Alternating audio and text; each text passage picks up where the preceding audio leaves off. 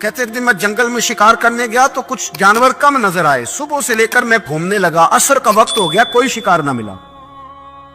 اب میرے دل کے اندر یہ ڈر تھا کہ اگر مغرب مجھے یہیں ہو گئی تو مجھے کوئی درندہ کوئی جانور پریشان کرے گا۔ اسی پریشانی کے عالم میں میں دائیں بائیں دیکھ رہا تھا کہ ہرنی کا ایک بچہ مجھے نظر آیا۔ میں نے جھٹ سے وہ ہرنی کا بچہ ہی اٹھا لیا کہ آج یہی شکار کروں گا۔ کہتے ہیں میں نے اسے گھوڑے کے آگے رکھا، اپنے آگے گردن کی جانب، اور میں نے گھوڑے کی لگامیں تیزی سے گھمائی کہ سر پٹ گھوڑا دوڑایا تاکہ مغرب سے قبل میں شہر میں پہنچ جاؤں، یہ جنگل کا علاقہ گزر جائے۔ کہتے ہیں میں بڑی گرمی تھی، بڑی پیاس لگی، پر پانی نہ پیا نہ گھوڑے کو پلایا، سر پٹ دوڑایا اس ڈر سے کہ کہیں ایسا نہ ہو کہ میں جنگل میں مجھے شام ہو جائے۔ کہتے ہیں جب میں شہر سے باہر پہنچ گیا تو مغرب کا وقت بھی شروع ہو گیا۔ کہتے ہیں ابھی میں پہنچا ہی تھا، میں نے وہاں گھوڑے کو روکا، خود بھی پانی پیا، جانور کو بھی پلایا۔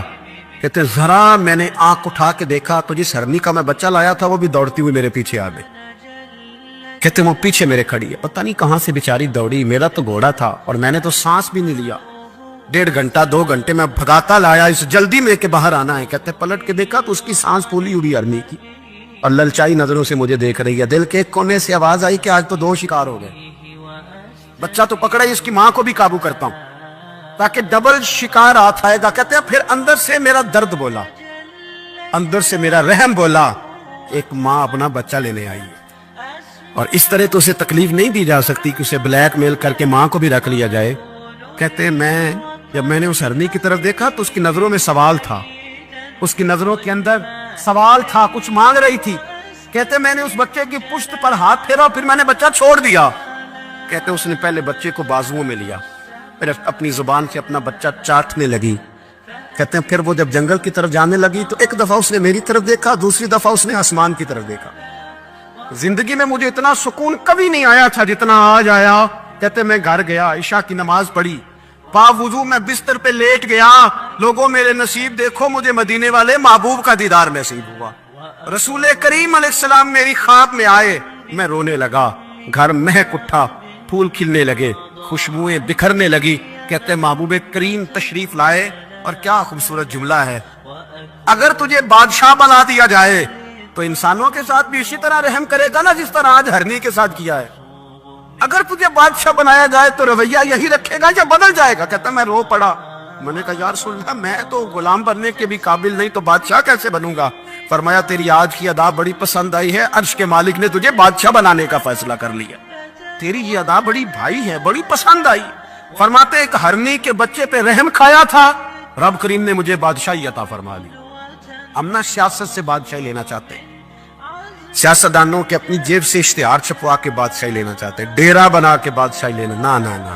بادشاہی تو رحم کرنے سے ملتی، بادشاہی تو شفقت کرنے سے ملتی، بادشاہیاں تو اللہ کی مخلوق سے پیار کرنے سے ملتی۔ وہ شخص کہتا ہے کہ میرا ظرف یہ تھا کہ 4-5 دینار ملیں گے، تو امام حسین فرمانے لگے تھوڑی دیر بیٹھ جا، رزق آ رہا ہے۔ تو امام حسین کو حکومت وقت کی طرف سے 5 تھیلیاں ملی، جس میں ایک تھیلی میں 500 اشرفیاں تھی، 5 تھیلیاں آئیں، لیکن اس کو آنے میں ذرا دیر ہو گئی۔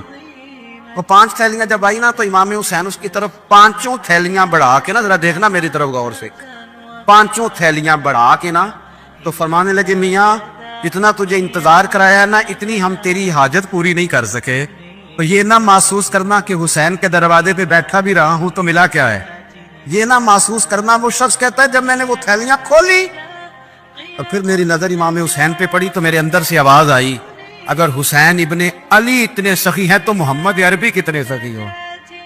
اگر یہ معیار ان کا ہے، ان کا یہ معیار ہے، اور خود بھیک دیں خود ہی کہیں منگتے کا بھلا ہو، خود کہنے لگے جتنا انتظار کرایا ہے اتنی تیری مدد کر سکے۔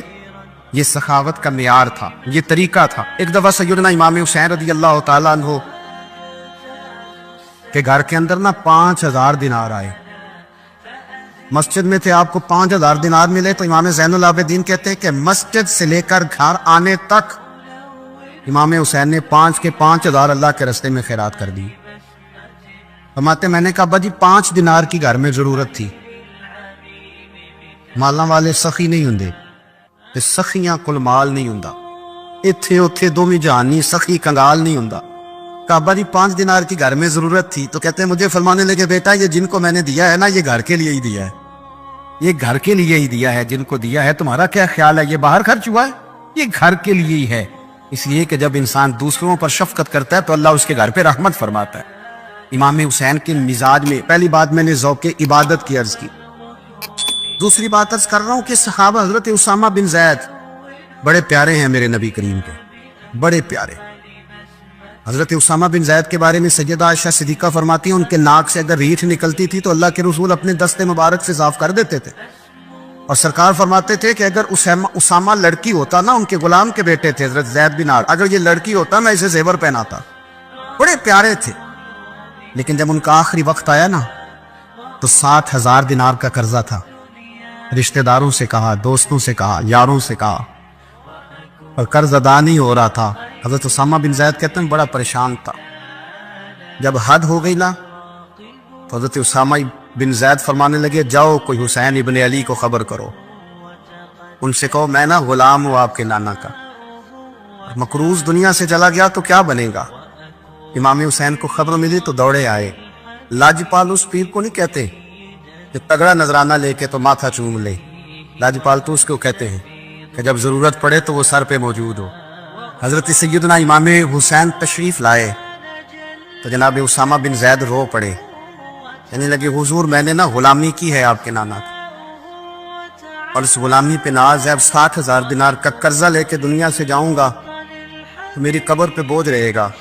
امام حسین خادم کو بھی کہہ سکتے تھے جاؤ گھر پیسے پڑے ہیں لے آؤ، امام حسین خود گئے، چادر روڑ کے تو اس کی اوٹ میں بکل میں 60,000 دینار چھپا کے لائے، اور جناب اسامہ بن زید کے سامنے رکھ کے کہنے لگے اسامہ یار پیسے رات کو ہی آئے تھے، میں سوچ رہا تھا مجھے تو ضرورت نہیں، اللہ نے کس کا نصیب میرے گھر میں بھیج دیا، مجھے تو حاجت ہی نہیں تھی، اب پتہ چلا پیسے تیرے تھے، اللہ نے حسین کی ڈیوٹی لگائی ہے کہ جا کے دے آ۔ حضرت اسامہ بن زید رو پڑے، فرمانے لگے اللہ آپ کو بہترین صلہ عطا فرمائے۔ امام بڑا ہی پیار کرتے تھے۔ گھوڑے پہ جا رہے تھے، کچھ فقیر غریب لوگ بیٹھ کے روٹی کھا رہے تھے، کھا رہے تھے سڑک کے کنارے۔ تو امام زین العابدین فرماتے ہیں کہ جب امام حسین گزرے تو انہوں نے آواز دی حضور دل کرتا ہے ہمارے ساتھ بیٹھ کے روٹی کھائیں۔ کائنات کے مالک و مختار کے نواسے اور دنیا کے سب سے بڑے شہزادے گھوڑے سے اترے اور غریبوں کے ساتھ سڑک پہ بیٹھ گئے، روٹی کھانے لگے اور دیر تک کھاتے رہے، اور جب فارغ ہو گئے تو فرمانے لگے کھانے کی ضرورت بھی نہیں تھی، حاجت بھی نہیں تھی، پر تم نے آواز دی تو دل رکھنے کو بیٹھ گیا تھا، اگر اجازت دے تو چلا جاؤں۔ یہ مزاج تھا، یہ طبیعت تھی۔ آپ کے ایک بھائی ہیں چھوٹے، حضرت محمد بن حنفیہ نام ہے، حضرت مولا علی شیر خدا رضی اللہ تعالیٰ عنہ کی دوسری بیوی سے۔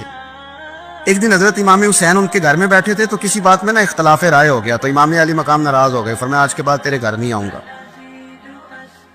رومال اٹھایا چلے گئے۔ لوگوں نے حضرت محمد بن حنفیہ رضی اللہ تعالیٰ عنہ سے کہا حسین تو ناراض ہو گئے، کبھی نہیں آئیں گے۔ آپ فرمانے لگے بھائی تمہارا ہے کہ میرا؟ جی بھائی تو آپ کے ہیں۔ فرمایا اگر کہو تو چند منٹوں میں حسین واپس آئے۔ کہا جناب ناراضگی ہو گئی ہے۔ فرمایا ناراضگی ہوئی ہے پر میں اس کے دل کی نرمی کو تو جانتا ہوں، اس کے مزاج کے اندر جو محبت ہے اس سے تو ابھی آئے۔ کہا جناب وہ کیسے؟ فرمانے لگے دیکھنا ذرا۔ تو امام حسین نے خط لکھا، حضرت محمد بن حنفیہ نے رکا لکھا، کہنے لگے حسین میرے باپ کا نام بھی علی ہے اور آپ کے باپ کا نام بھی علی ہے، پر ایک فضیلت ایسی ہے جس میں میں آپ کا مقابلہ نہیں کر سکتا، وہ یہ ہے کہ آپ سیدہ فاطمہ الزہرا کے لال ہیں، آپ محمد مصطفیٰ علیہ السلام کے نواسے ہیں۔ کہنے لگے بھائی جان آپ نے نانا جان کی وہ حدیث تو سنی ہوگی کہ دو لوگ ناراض ہو جائیں تو جو صلح پہلے کرے جنت میں پہلے جائے گا۔ فرمانے لگے دل میرا کر رہا تھا کہ پہلے صلح کر لوں، لیکن پھر بڑے بھائی کو پشت کروں گا جنت میں جاتے ہوئے، یہ بھی تو بے ادبی ہے نا۔ اب خط میں نے لکھ دیا ہے، آپ کا جو ارادہ ہو۔ امام حسین نے خط پڑھا تو آنکھوں میں آنسو آ گئے، پھر سے رومال اٹھایا۔ بچے پوچھنے لگے کہاں جا رہے؟ کہا بھائی کے گھر جا رہا۔ آپ تو ناراض تھے۔ فرمایا تھا ناراض پر ہے تو میرا بھائی نا، ہو گئی بات ختم۔ بڑی دل میں نرمی، طبیعت میں سوز، لہجے میں گداز۔ حضرت امیر معاویہ رضی اللہ تعالیٰ عنہ نے ایک شخص کو بھیجا مدینہ منورہ شام سے، تو اس نے کہا میں نے امام حسین سے ملنا ہے، تعارف کیا ہے؟ جناب امیر معاویہ فرمانے لگے مسجد نبوی میں جانا جس کے گرد لوگ سب سے زیادہ ادب سے بیٹھے ہوں اور جس کی باتیں سب سے زیادہ میٹھی ہوں، اور جس کی نظریں سب سے زیادہ جھکی ہوں اور جس کے چہرے پر تمہیں سب سے زیادہ وقار نظر آئے وہی علی کے بیٹے حسین ہوں گے. جو سب سے زیادہ تمہیں وہاں ماحول کے اندر جو شخص نظر آئے پوچھنے کی ضرورت نہیں پڑے گی. وہ شخص کہتا میں مدینے آیا تو میں نے واقعی ایک شخص کو دیکھا, شہد کے گرد مکھیوں کا اتنا ہجوم نہیں ہوتا جتنا امام حسین کے گرد رسول اللہ کے غلاموں کا ہجوم تھا, لیکن نظریں جھکی ہوئی, باتیں میٹھی, لہجہ گداز گداز, لفظوں میں رانائی. اور لوگ کئی باتیں پوچھتے تو علی کے صاحبزادے ایک کا جملہ بولتے تو لگتا یہ کہ وہ جملہ سیدھا دل میں اترتا چلا جاتا ہے. امام علی مقام کے کردار میں کچھ باتیں بڑی زیادہ تھیں, بہت زیادہ تھیں, بڑا حسن تھا. ایک بات تو یہ تھی امام حسین رضی اللہ تعالیٰ عنہ کا علم و فضل بڑا کمال کا تھا. ایک دفعہ صحابہ میں مسئلہ بن گیا کہ بچہ پیدا ہوتا ہے تو اس کا وظیفہ کیسے لگانا ہے. امام حسین کا علم و فضل بتا رہا ہوں, علم و فضل. تو بات بڑی پیچیدہ ہو گئی. حضرت عبداللہ ابن زبیر کے پاس لوگ آئے, کہنے لگے کہ آپ بڑے صاحب علم و فضل ہیں, آپ نے حضور علیہ الصلوۃ والسلام کے ساتھ وقت گزارا ہے, تو مسئلے کو حل کریں کہ بچہ پیدا ہونے کے بعد حکومت اگر وظیفہ لگائے گی تو کب لگائے گی.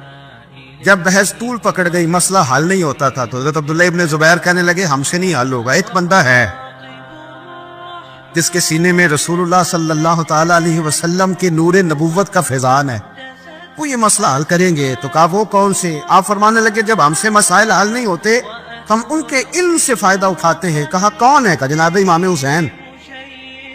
تو لوگ حضرت امام حسین کے پاس گئے کہ حضرت یہ ایک مسئلہ الجھ گیا ہے کہ بچہ پیدا ہو تو وظیفہ کب لگانا ہے. فرمایا الجھنے والی بات ہی کوئی نہیں, پیدا ہونے کے بعد جب وہ پہلی دفعہ آواز نکالے تو اس کا وظیفہ لگا دو. اس کا مطلب یہ ہے کہ وہ دنیا میں آ گیا ہے, اس نے اپنے آنے کا اظہار کر دیا ہے, اعلان کر دیا ہے, اب اس کا وظیفہ لگا دو. تو اس پر پھر صحابہ کا اتفاق ہو گیا. امام حسین کے علم سے فضل سے لوگ فیض اٹھاتے تھے. حضرت سیدنا امام حسین کی شہادت کے بعد حضرت عبداللہ ابن زبیر رضی اللہ تعالیٰ عنہ نے قاتلان حسین سے خطاب کیا اور فرمانے لگے اللہ کی قسم تم نے اس شخص کو شہید کیا ہے جو راتوں کو لمبے لمبے قیام کرتا تھا, اور تم نے اس شخص کو شہید کیا ہے جس سے میں دن میں جب بھی ملتا تھا تو وہ روزے سے ہوتا تھا. تم نے اس شخص کو شہید کیا جو قائم اللیل تھا, صائم الدہر تھا, اس شخص کو تم نے شہید کیا. آپ کو پتہ ہے میدان کربلا میں جب 9 محرم کو ابن سعد نے امام حسین سے کہا کہ جنگ کرو اگر یزید کی بیعت نہیں کرنی, تو امام حسین نے فرمایا ایک رات کی مہلت دے دو, ایک رات کی مہلت دے دو. حضرت امام زین العابدین کہتے ہیں میں نے اپنے والد گرامی سے عرض کی کہ ابا جی آپ جہاد سے دور جانے والے تو ہیں نہیں, آپ تو جہاد سے پیار کرنے والے, اور یہ بھی پتہ ہے مجھے کہ یہ جنگ اب ہو کے رہے گی, تو ایک رات کی مہلت لینے کا معنی کیا ہے؟ بھئی کل بھی لڑنا ہے اور رات بھی لڑنا ہے, تو ابا جی ایک رات کی مہلت. تو سیدنا امام حسین رضی اللہ تعالیٰ عنہ فرمانے لگے بیٹا رات کی مہلت اس لیے لی ہے کہ میں آج رات کھل کے اپنے رب کی عبادت کر لوں, میں استغفار کر لوں, میں لمبے سجدے کروں. اور کہا زین العابدین تو جانتا ہے نا کہ مجھے نماز سے, تلاوت سے, دعا سے اور استغفار سے بڑا پیار ہے.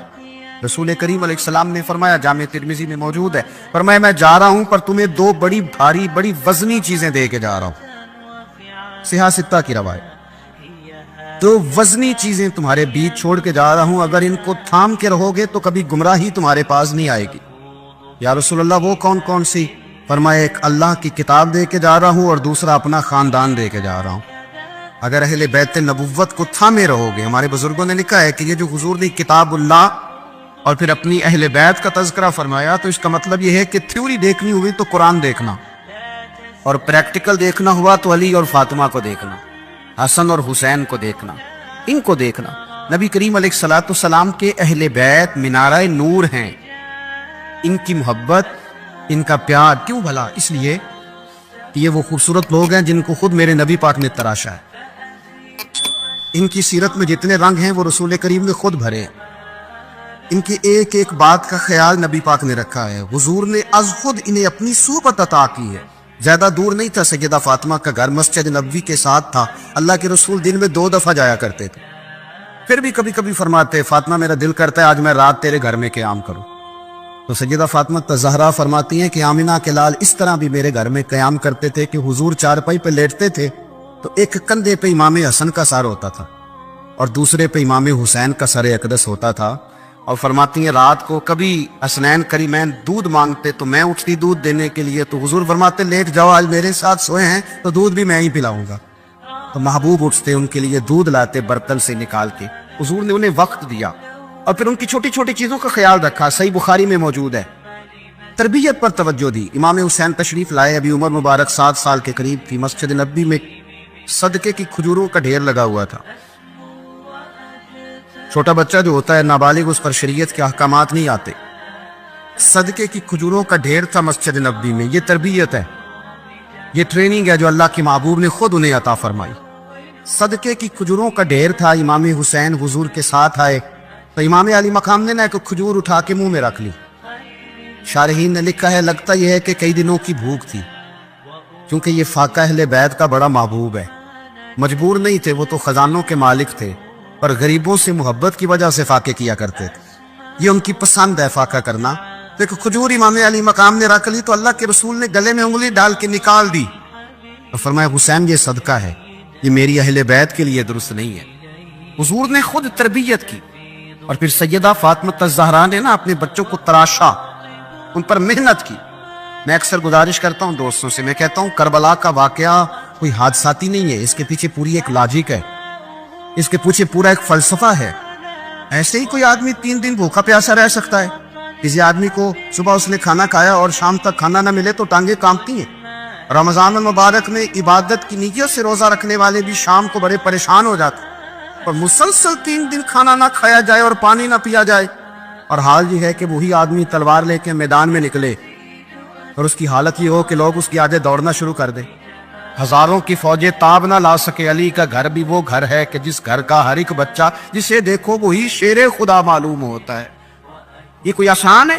اس کے پیچھے پوری اس کے پیچھے فلسفہ ہے۔ امام راضی کی تفسیر کبیر دیکھیے گا، حضرت امام حسین کی وہ شخصیت تھی کہ مشکات میں حدیث ہے، نبی پاک صلی اللہ تعالی علیہ وسلم کی چچی جناب ام فضل صبح صبح گھبرائی حضور کی بارگاہ میں آئی، عرض کی یا رسول اللہ صلی اللہ علیہ وسلم آج میں نے عجیب خواب دیکھا ہے، میں ڈر گئی ہوں۔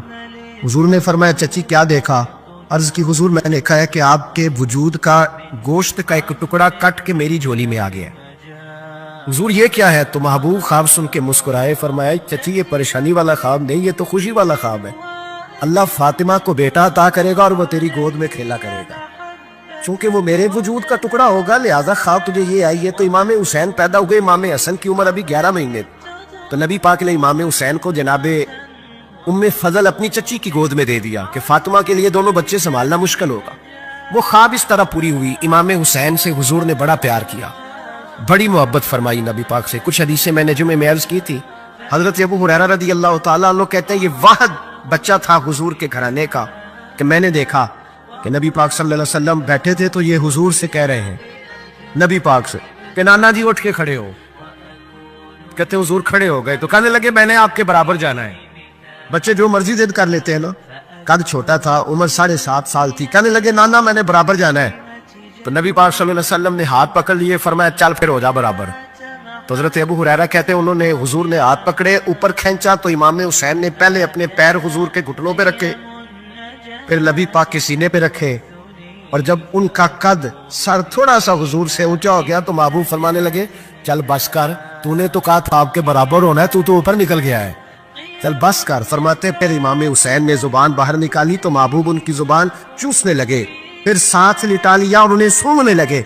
تو میں نے عرض کی حضور آپ حسین کو سونگتے کیوں ہیں؟ تو فرمایا ابو ہریرہ مجھے حسین کے وجود سے جنت کی خوشبو آتی ہے، مجھے حسین کے وجود سے جنت کی۔ ایک دن حضور گزر رہے تھے، اصل اس طرح تھا کہ یہ نبی پاک کا حجرہ تھا، جن لوگوں کو اللہ نے مدینے کی زیارت کرائی ہے وہ جان سکتے ہیں، نبی پاک کا حجرہ تھا۔ تو حضور کے حجرے کی اس جانب یعنی مسجد کی جو بالکل سیدھ ہے اس کی بیک میں سیدہ فاطمہ رہتی، تو حضور اکثر نہ نماز کے لیے جب نکلتے تو حضرت فاطمہ کے حجرے کے پاس سے ہو کر دوبارہ محراب میں جاتے۔ محبوب حجرے کے پاس سے گزرے تو امام حسین رو رہے تھے، تو حضرت فاطمہ نے کسی بات میں جھڑک دیا تو امام حسین رونے لگے۔ تو نبی پاک نماز کے لیے گئے تو واپس لوٹ آئے، اور واپس تشریف لا کے کہا فاطمہ حسین کو کیا ہوا؟ عرض کی یا رسول اللہ تنگ کر رہے تھے میں نے ڈانٹ دیا ہے۔ کیا خوبصورت جملے ہیں حدیث پاک میں، سرکار نے فرمایا فاطمہ اس کو حسین کو نہ رونے نہ دیا کر، یہ جب روتا ہے نا تو میرے دل کو تکلیف ہوتی ہے۔ تو بی بی صاحبہ کہتی ہیں یہ حکم آیا نبی پاک کا میرے نا، کہ میں نے ڈانٹنا چھوڑ دیا. یہ ان کے فضائل تھے. کب ان کی تربیت خود نبی پاک نے فرمائی.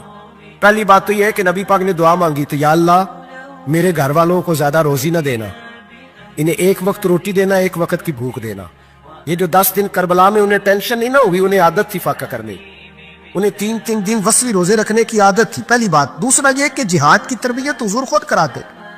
حضرت فاطمہ زہرا کہتی میں پردے کے پیچھے دیکھ رہی تھی, نبی پاک نے امام حسن اور حسین سے فرمایا چلو میرے سامنے کشتی لڑو. تو دونوں حضرات آپس میں جب کشتی لڑنے لگے تو نبی پاک نا امام حسن کو کہتے, حسن حسین کو ٹانگوں سے پکڑو, حسن حسین کو پیچھے سے پکڑو. جب نبی پاک بار بار امام حسن کو بتا رہے تھے تو سیدہ پیچھے سے بول پڑی, کہنے لگی یا رسول اللہ آپ چھوٹے کو بتائے, آپ بڑے کو بتا رہے. بڑا تو پہلے 11 مہینے بڑا ہے, تو آپ چھوٹے کو بتائے بڑے کو بتا رہے. تو فرمایا فاطمہ تو چپ کرنا, جو میں دیکھ رہا ہوں تو نہیں نہ دیکھ رہی. ایک کو میں بتا رہا ہوں, دوسرے کو جبریل امین بتا رہے ہیں. لیکن اس کے ساتھ ساتھ امام حسین رضی اللہ تعالیٰ عنہ کا جذبہ جہاد, امام حسین کی استقامت. آج لوگ ادھر ہوتے ہیں جس طرف ہوا کا رخ ہوتا ہے. آج لوگوں کی سوچوں کا زاویہ یہ ہے کہ جدھر رش زیادہ ہوگا ہم بھی ادھر جائیں گے. ہم یہ نہیں دیکھتے حق کس طرف ہے, ہم یہ دیکھتے ہیں رش کس طرف ہے. امام حسین رضی اللہ تعالیٰ عنہ نے رش نہیں دیکھا, حق دیکھا. امام حسین رضی اللہ تعالیٰ عنہ استقامت کے وہ پہاڑ ہیں, معمولی آدمی نہیں تھے. فرزق شاعر کہتا ہے کہ میں نے امام حسین سے کہا تھا, میں نے کہا لوگوں کی تلواریں یزید کے ساتھ ہے پر دل آپ کے ساتھ ہے, دل آپ کے ساتھ ہے. امام حسین رضی اللہ تعالیٰ عنہ نے زمانے کے حالات نہیں دیکھے, حق اور سچ دیکھا. جتنی چیزیں انسان کو کمزور کر سکتی ہیں وہ ساری امام حسین پہ طاری کی گئی. جتنی چیزیں, وطن چھوڑنا کتنا کو مشکل ہوتا ہے. شالا پردیسی کوئی بھی نہ تھی وے, ایک اکھ جنا تو پارے. حضرت سلطان باؤ فرماتے ہیں بچو, پردیسی ہونا کوئی آسان ہے؟ جس آدمی کا کسی چھوٹے سے گاؤں میں بھی مکان ہو چھوڑنا پڑ جائے تو روتا ہے. تو مجھے بتاؤ جس نے اپنا سارا بچپن مدینے میں گزارا ہو, آج جو ایک ہفتہ مدینے رہ کے آتے ہیں ان سے واپس نکلنا مشکل ہوتا ہے. لیکن امام حسین حق کا رستہ تھا, وطن کی قربانی دی, اور معمولی وطن نہیں, مدینے جیسا وطن. اور جب کھڑے تھے نا امام حسین رضی اللہ تعالیٰ عنہ رجب میں نکل رہے تھے مدینے سے, تو کوئی شاعر کہتا ہے دور کھڑے ہو کہ انہوں نے گویا کہا تھا آقا تیرے کرم کے خزینے کی خیر ہو, میں جا رہا ہوں تیرے مدینے کی خیر ہو. امام حسین نے وطن چھوڑا, کوئی لغزش نہیں پیروں میں, کوئی نہیں. شہزادوں والی زندگی تھی, مسجد نبوی کے امام تھے, نبی کریم علیہ السلام کے روضہ اطہر پر تشریف رکھتے تھے. زمانہ حیا کرتا, شان و شوکت تھی, پر حق کے لیے چھوڑا, نکل کر خانقاہوں سے ادا کر رسم شبیری. اور پھر بڑا مشکل ہوتا ہے. اس شخص کے ساتھ بچے اور عورتیں ہوں, وہ تو یہ کہہ کے لڑائی سے جان چھڑاتا ہے کہ میرے ساتھ فیملی ہے, نہ ہوتی تو تجھے بتاتا. پر امام حسین کو اولاد بھی کمزور نہیں کر سکی, عورتوں کا ساتھ ہونا کمزور نہیں کر سکا. پھر امام علی بھوک کتنا مشکل کام ہے. آج لوگ کہہ نہیں دیتے کہ میں تو اس لیے گناہ کرتا ہوں کہ رشوت اس لیے لے لیتا ہوں کہ بچے چھوٹے ہیں. 10 دنوں کی کم و بیش سفر, 3 دنوں کی بھوک اور پیاس, پر حق کے رستے میں امام حسین کو کوئی چیز کمزور نہیں کر سکی. اور پھر وہ جتنی باتیں لوگ کہہ سکتے تھے وہ ساری کہیں گئی, ساری. اور آ کے عرض کرنے لگا حضور یہ کوئی معمولی دشمن نہیں, یہ وہ ظالم ہیں جو لاشوں پہ بھی گھوڑے دوڑا دیتے. تو امام علی مقام فرمانے لگے جو شہادت کا جذبہ لے کے نکلے وہ پھر انجام نہیں دیکھا کرتا. وہ انجام, وہ جتنی چیزیں جو استقامت کے رستے میں آ سکتی ہیں وہ ساری چیزیں رستے میں آئیں, پر امام علی مقام نے کسی چیز کی پرواہ نہیں کی. آج کا مسئلہ یہ ہے کہ آج لوگوں میں استقامت نہیں ہے. رات کو کچھ ہوتے ہیں, سویرے کچھ ہوتے ہیں, دوپہر کو کچھ ہوتے ہیں, شام کو کچھ ہوتے ہیں. ہمارا کل انداز تکلم کچھ اور ہوتا ہے, صبح کچھ اور ہوتا ہے. امام علی مقام میدان میں رہے, ایک میت گھر میں ہو جائے تو کئی دنوں تک آنکھ کھلتی نہیں, ہوش رہتا نہیں. سب سے زیادہ مصائب امام حسین نے دیکھے, سب سے زیادہ. اور گھوڑے پر بیٹھنے سے پہلے ساری تکلیفیں آپ دیکھ چکے تھے. باپ کا جنازہ اٹھانا آسان ہوتا ہے, بیٹے کا جنازہ اٹھانا بڑا مشکل ہوتا ہے. پر امام حسین نے بیٹوں کے جنازے اٹھائے. حضرت علی اصغر کی لاش کو امام حسین نے اپنے دست مبارک سے دفن کیا. اور جناب علی اکبر کی میت کو جب آپ اٹھا کے لا رہے تھے تو سیدہ زینب فرماتی ہیں کہ مجھے یوں کبھی لگتا تھا حسین کا قد بڑا ہے اور کبھی لگتا تھا علی اکبر کا قد بڑا ہے، اور فرماتی ہیں کہ پھر حضرت قاسم بن حسن کو بھی وہ اٹھا کے لائے اور جناب عباس کے وجود سے الگ ہونے والے بازو انہوں نے لا کے حضرت عباس کے وجود کے ساتھ بھی رکھے۔ انہوں نے یہ سارا منظر دیکھا، لیکن جب حسین ابن علی اپنی دفعہ گھوڑے پہ سوار ہوئے تو لگتا یہ تھا کہ ان سے زیادہ بہادر کوئی نہیں۔ ایک جملہ بھی یزیدی فوج کے سامنے امام حسین نے کمزور نہیں کہا، ایک جملہ بھی، ایک فکرہ بھی کچا نہیں بولا، کہیں بھی کوئی منت نہیں کی، کسی جگہ بھی ان کے پائے استقلال میں کوئی لغزش نہیں آئی۔ جب لوگوں کو پتہ چل جائے کہ اب سامنے موت ہی موت ہے، سوائے اس کے چارہ کچھ بھی نہیں، تو بہت ساری رخصت اور اجازت تو دین بھی دیتا ہے، اور امام حسین کسی جگہ کسی رخصت پر عمل کرتے نظر نہیں آتے، ڈٹ کے بات کی ڈٹ کے، اور پھر جب میدان میں نکلے اللہ اکبر، تو ابن سعد کہنے لگا کہ اگر دو دو کر کے ایک ایک کر کے جاؤ گے تو یہ 45,000 کا لشکر سارا حسین کاٹ ڈالے گا، یک بارگی حملہ کرو گے تو بات اتنی استقامت، اتنا۔ آج تو لوگ ڈپریشن کے مریض ہیں، آج تو لوگ ٹینشن کے مریض ہیں، ہر دوسری بات میں لوگ کہتے ہیں او بڑا، پر کس بات سے؟ مطلب کیا آپ نے زندگی میں صرف جاب نہیں مل رہی، صرف بیماری آ گئی، صرف خرچہ نہیں گھر میں بڑا، کس بات کا ڈپریشن؟ امام حسین کی زندگی بتلاتی ہے وہ لوگ بھی کوئی دنیا میں کمال حاصل کر سکتے ہیں جو چھوٹی چھوٹی بات پہ روتے ہیں، مال بھی ہے، جوانی بھی ہے، گھر بھی ہے، مکان بھی ہے، بچے بھی ہیں، عزت بھی ہے، صرف پیسے نہیں، اور انسان ہے کہ آنکھیں نہیں کھل رہی، وہ سمجھتا میں کسی کام کا ہی، فقط پیسے نہیں بس۔ او خدا کے بندو، امام علی مقام نے فرمایا سارا کچھ لٹا کے بھی جو میدان میں کھڑا رہے اسے حسین ابن علی کہا جاتا ہے، اسے حسین ابن علی کہا جاتا ہے۔ حسین ابن علی کی شان رفت کوئی کیا جانے، حسن جانے، علی جانے، نبی جانے، خدا جانے، کون جانے امام علی مقام کا معیار۔ تو امام حسین رضی اللہ تعالیٰ عنہ کی زندگی ہمیں بتاتی ہے کہ ذوق والی عبادت کرو۔ امام حسین کی زندگی ہمیں بتاتی ہے کہ جب تم سخاوت کرو تو پھر اپنی حیثیت سے بڑھ کر کرو، اور امام حسین کی زندگی ہمیں بتاتی ہے کہ دل میں کسی کے لیے کوئی بات نہ رکھو، صلح کرنے میں پہل کرو، محبتیں کرنے میں آگے بڑھو۔ اور امام حسین کی زندگی ہمیں بتلاتی ہے کہ جب دنیا میں تم نے کچھ کرنا ہے تو پھر ڈٹنا بھی سیکھو۔